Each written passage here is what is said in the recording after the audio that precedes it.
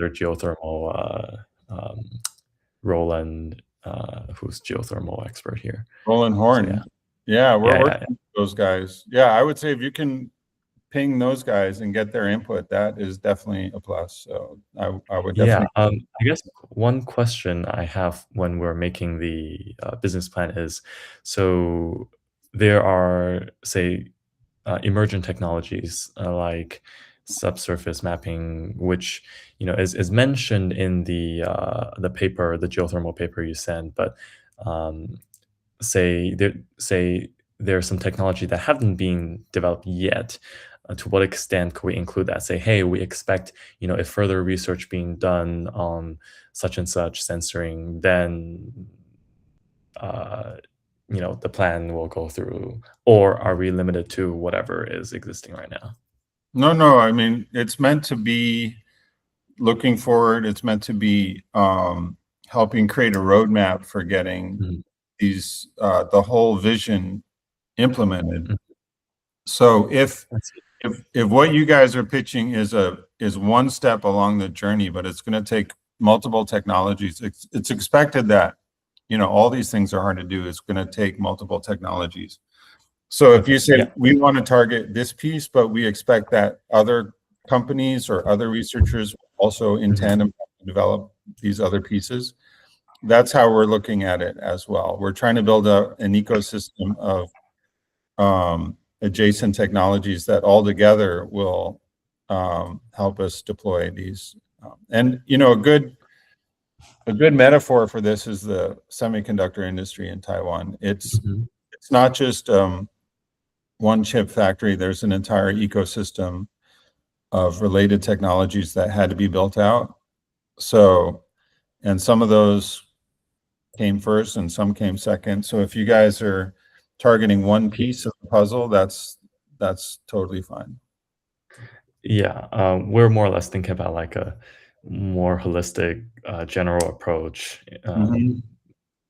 So not just one piece of technology, but like what needs to be built in the physical space as well as the software space. So like you said, we sort of laid out a broader ecosystem map. That would be very, very welcome. We just did a trip to New Zealand looking at how they built new geothermal. And one thing that came out of that is the need for a comprehensive sort of technology and policy vision for how Mhm. geothermal would be deployed in Taiwan. Not just one technology here, one technology there, or one Mhm. test well here, one test well there, but an overall comprehensive plan. So if you guys are thinking strategically, that's sort of where we are at as well. So Okay. that's totally welcome. Cool. While we were doing some background research, we've found that there's actually a geothermal, I suppose, conference happening in Taiwan during the week, like March, Okay. end of March. Okay. um, and then apparently that board of geothermal companies in Taiwan, there are 7 or 9 of those, I forgot. Many of them came from cement companies Okay. or like tourism, like hot spring companies. Right. So I thought that was interesting. Yeah. Yeah. I didn't know that conference was happening. I'm sure we know those people. Our oh, welcome, Miriam. So I'm just chatting with Howard on their project, but our partner for the test drill site in Elan is a cement company. I think the cement companies have available land, and they Mhm. also have extremely high carbon emissions. So they're interested to find an alternative to electricity to reduce their CO2 footprint. They're also subject to the new carbon fee in Taiwan, which was implemented this year. So that makes sense. The hot spring industry, obviously, they're the Yeah. closest to where hot water comes to the surface already.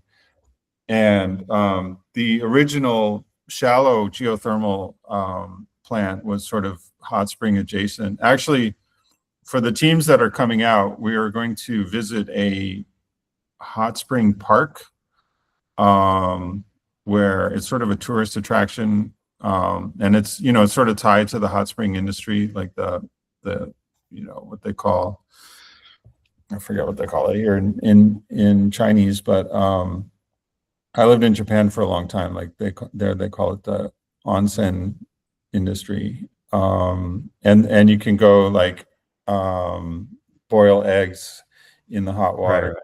Yeah. And this is all done to help socialize. I mean, it's just fun to do, but socialize the idea of generating power from electricity. But those are sort of the traditional players in the geothermal space. And sort of the new players now are the data companies, who are Mhm. funding test wells and trying to generate power, generate electricity for data centers. So those are the new kids on the block. Got it. Yeah.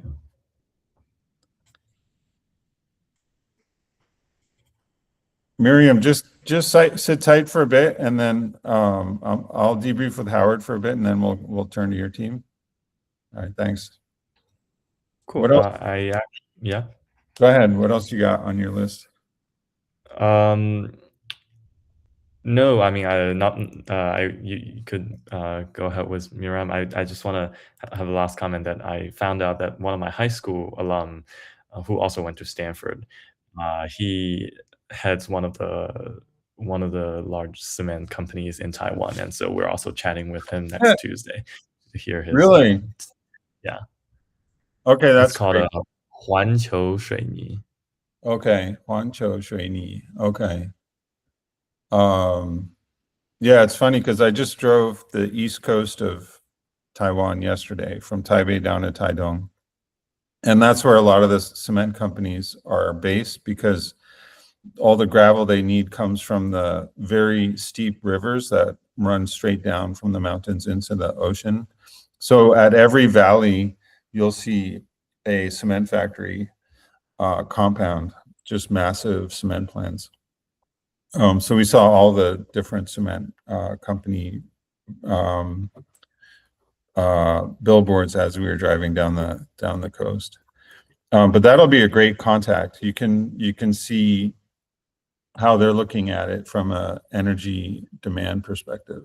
But cement, because of the process of converting limestone to what's called clinker, which is a key component of cement, requires very high temperatures, and that's where the energy demand comes. And as we were driving down the coast to the cement factories, we could just see these massive high voltage power lines going straight into a cement plant.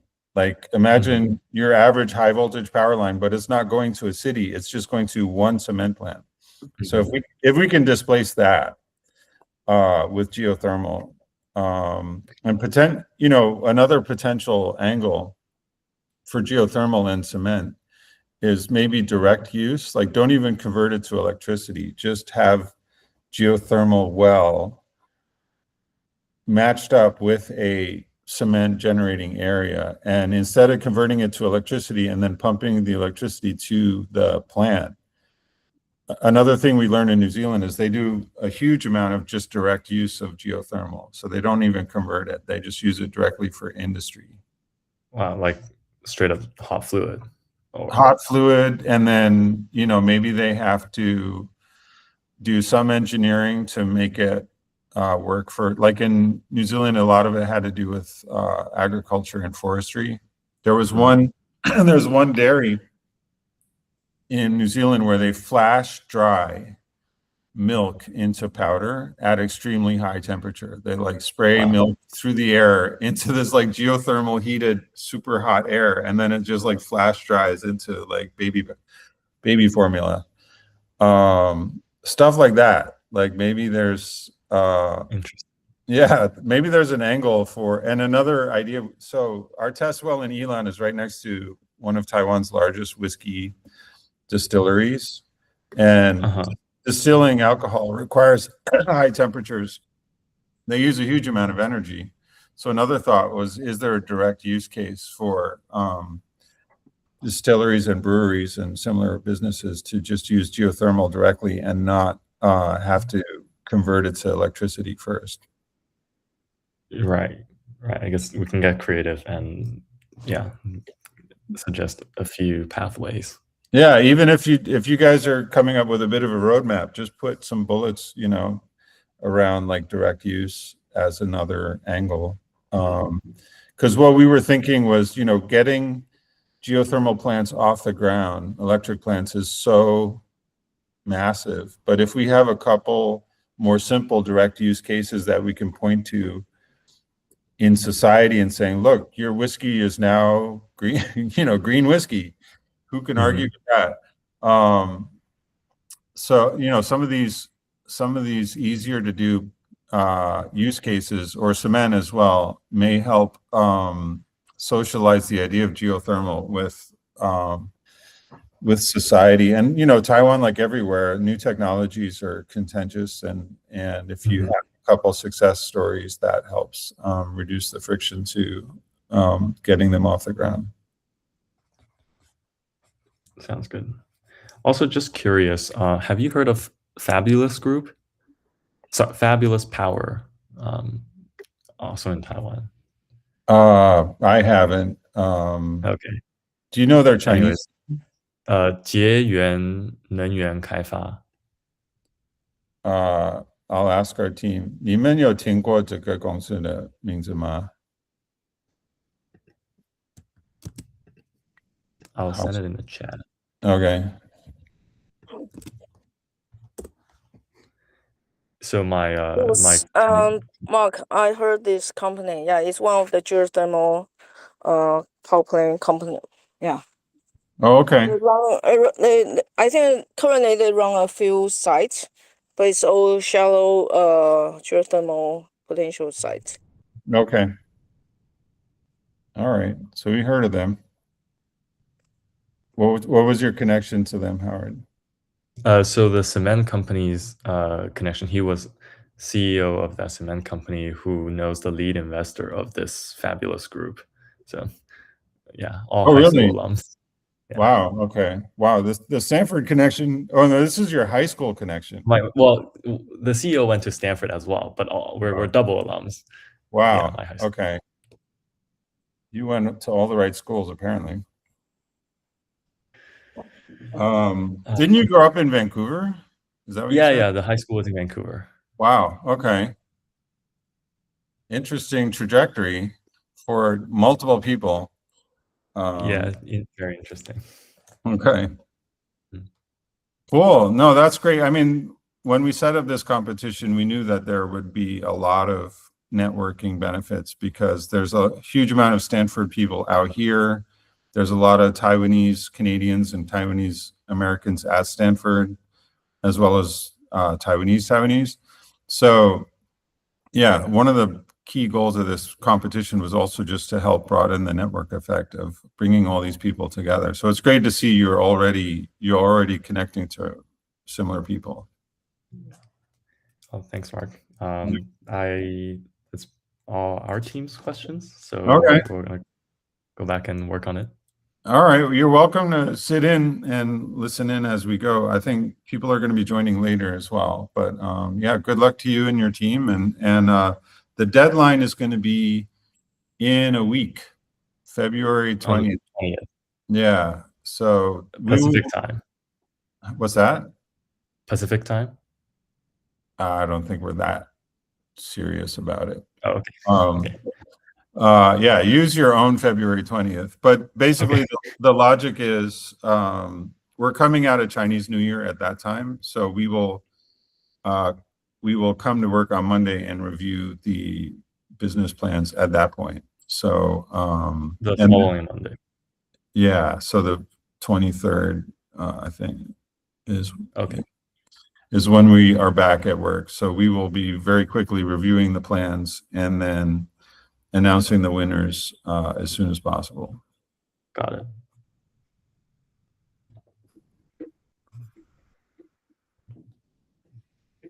All right. Thank you, Howard. Good luck to you guys. Let me turn to Miriam. Miriam, welcome. How are you? Hi, it's nice to meet you. Nice to meet you. Yeah, I don't know if you've already met, but I'm Ashrita, but we're on the same project. Oh, okay. Yeah, Welcome, Vishrita. Okay. Well, yes. But yeah, it's nice to meet you. And I just wanted to pop in and maybe get like a bit of initial feedback on the project we're going to be proposing. okay. Um, yeah, our group is working on a proposal for a carbon accrediting system for blue carbon and specifically seagrass in Right. Taiwan. Right. So, kind of taking inspiration from uh, like companies like Carbon Direct that work on accrediting for carbon sequestration projects. Right. And I think one question I had was I do know that like Taiwan's own Ministry of Agriculture, they have like their own methodologies for Mhm. calculating um, carbons, like the carbon removal from things like planting mangroves. Right. So I was just curious, like, do you like from the Taiwan context, do you know if um, there are like companies that are kind of already doing this and how that interacts with the government's own methods for accounting for carbon from like blue from sequestration projects like that? Yeah. So Taiwan is just setting up its carbon rights and carbon trading ecosystem. It set up a carbon trading market. I think it was last year, 3 years ago. And then the carbon accounting just still being fleshed out. Um, Currently being done on a voluntary basis.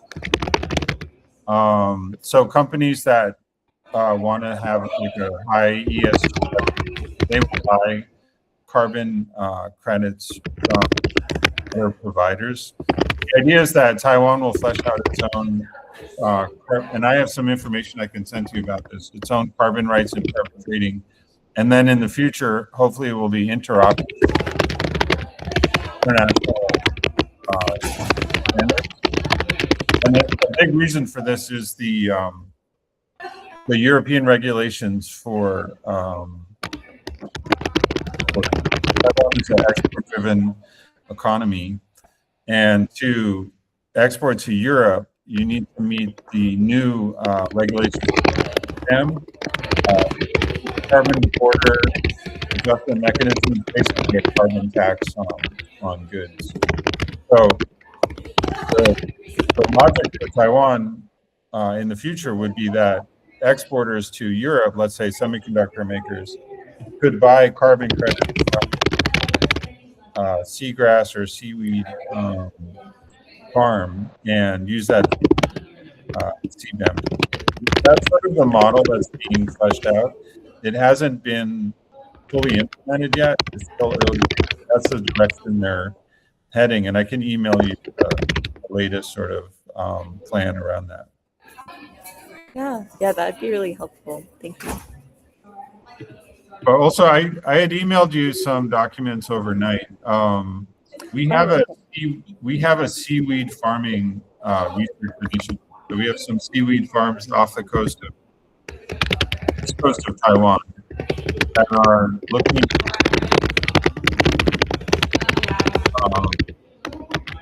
The idea being to grow the seaweed just offshore and sink it deep into, very deep, 1,000 meters off, further offshore. So that's sort of our research angle. I would recommend if you guys want to go with the blue carbon approach, our hope is to help commercialize that business model. So we have amazing researchers out on boats all day, growing seaweed, validating the viability of farming, figuring out what is the carbon content at all levels, how much carbon does it capture, the seaweed grows successfully from a nutrient perspective. They're doing all that sort of, but what we don't have is a business plan for like how to make this into a business. And there's a couple angles. There's the carbon credit. And there's also potential use of like food or agriculture supplement. So that's a whole other angle you guys could also. But I would recommend, definitely look at the documents I sent you. And if you want to go blue carbon, which is great, we don't have a blue carbon team yet, and we definitely hoping to have folks work on blue carbon. Take a look at the documents I sent you, because we really need people who can help us bring that technology to the market, if that makes sense. Yeah, that's super helpful to know. I think you might have cut out a little bit. Oh, sorry. Oh, yeah, no worries. I think I didn't quite hear what you said when you talked about, I think maybe a food and agriculture angle at some point. Yeah. So we have these floating offshore seaweed farms, and the primary idea is to have keep farms at scale and sink the seaweed to. But a parallel or ancillary business model is to pump that seaweed and use it for food, and use it for like as for feed for livestock. There's a lot of research going on now on reducing the methane intensity of milk using, and we can replace a certain amount of like meat-based diet in any country, but also in Taiwan. It will reduce the overall carbon intensity of the population. I don't think this is a direct carbon credit. Like if you are selling more seaweed-based food products in the supermarkets, I don't know that there's a mechanism yet to claim like that's a carbon credit, but that could just be a business in its own right. That is much greener than people eating meat, right? So that's another angle. This is all in the documents I sent you overnight. So you can take a look at that. And if you have any questions about that, I'm happy to answer those over the coming week. Yeah, no, that's super helpful. Thank you for sharing that. And I'll definitely check in with Ishrita about the documents to look at. Okay. Oh, so you're with Ishrita. Oh, yes. I'm we're in the same group. Okay. I misheard what you said. I thought you said you were Ishrita. So you're Oh, Miriam. I'm sorry. Yeah, no, we're project partners for this. Okay, yeah. Great. So you're Miriam and you work with Ishrita. Yeah. Got it. Okay. Great. Yeah, I think then we'll definitely, as we're like revising things, we'll take a closer look at like that seaweed farming angle then. Yeah, no, that's what we're doing. And this was a question Ishrita had asked me by email. She was like, can we sort of do our own technology, or do you want us to work with Academia Sinica's technologies? We really want the teams to work with the technologies we've developed. I see. Yeah, so we have 13 different research teams that have net zero technology to a certain level. We're now at the point where we need to get those technologies out of the research lab into the economy, and that's where we're bringing the Stanford teams in. So that's where we need you to serve as a bridge. So even though a lot of that's like, hey, we want to work on something we like, of course, I understand that, but we actually really need help on our specific technology. Definitely go back to the document and help us build a business plan around that. That would be great. And I'm going to put my email in the chat. You can also email to me directly. I can also send the documents to you. Let me find the chat function. I just turned on closed captions. I'm doing great this morning. Hang on. Yeah, I think that was a slight misunderstanding when we were first getting started. Yeah. So, a lot of students had that same question. But yes, that's very helpful to know. Thank you. Sure. And yes, just got your email. Okay. Great. Yeah, I think that was the main thing that we wanted to check in on. So yeah, thank you again for sending the documents, and we'll take a closer look at those. Okay, great. Yeah, so we are going into Chinese New Year, but I will be online the coming week. And just as I mentioned to Howard, like the submission deadline is February 20th. I just want to remind you to send in your plan. Our website, have you seen our competition website? Yeah. Okay, it has details at a high level, what we're looking for in a business plan. That's basically just serves as a guideline for. So as you put your plan together, you can use that as a template to build out your business plan. And our guidance is that we're not looking for, especially, I'll also send me your email later. I'll send you and Yushrita the latest guidelines on carbon fees and carbon credits in Taiwan.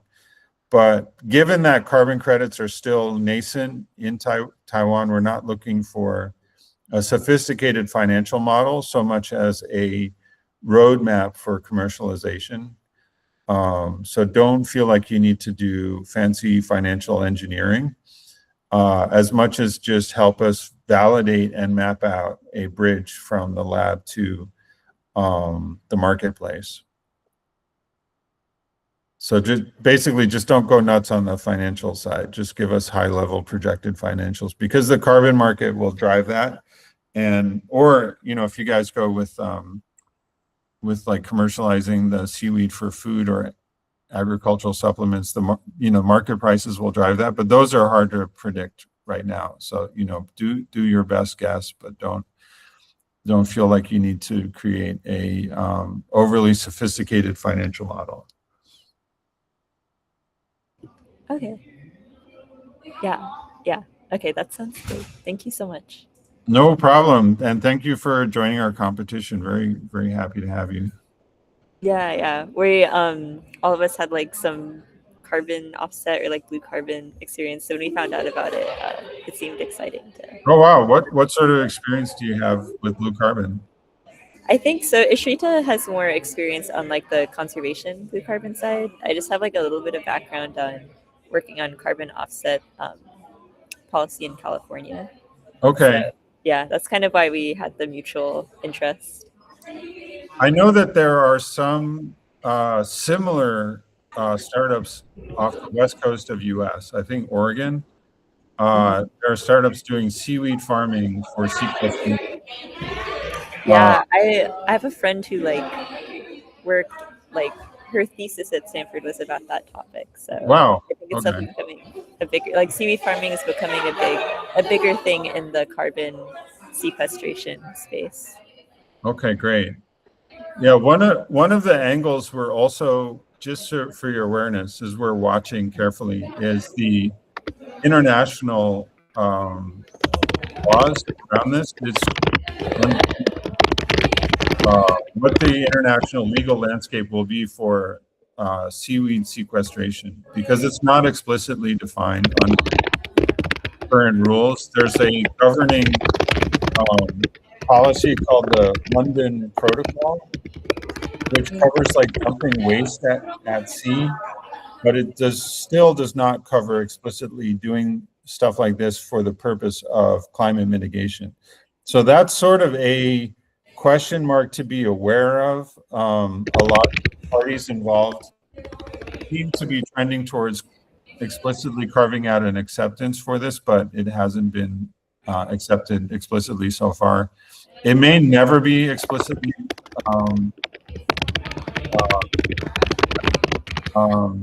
but it's something to be aware of. So if you guys have a 3-minute, check out the London Protocol as it relates to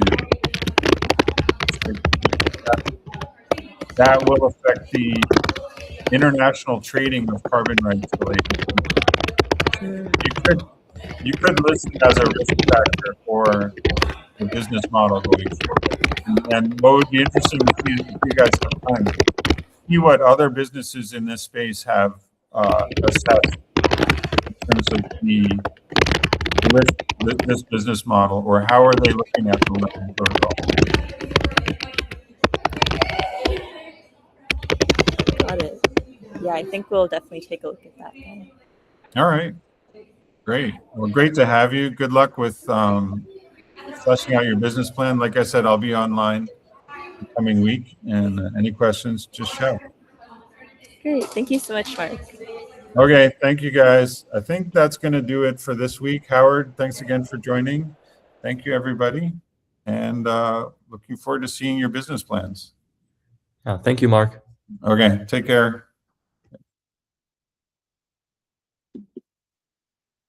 Bye, guys. Hi, Mark. Yo. Enjoy your trip in Taiwan. Okay, I will.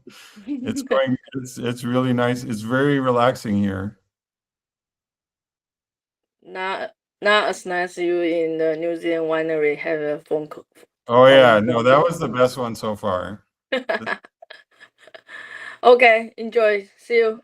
Okay, thank you, Sherry. Bye. Bye.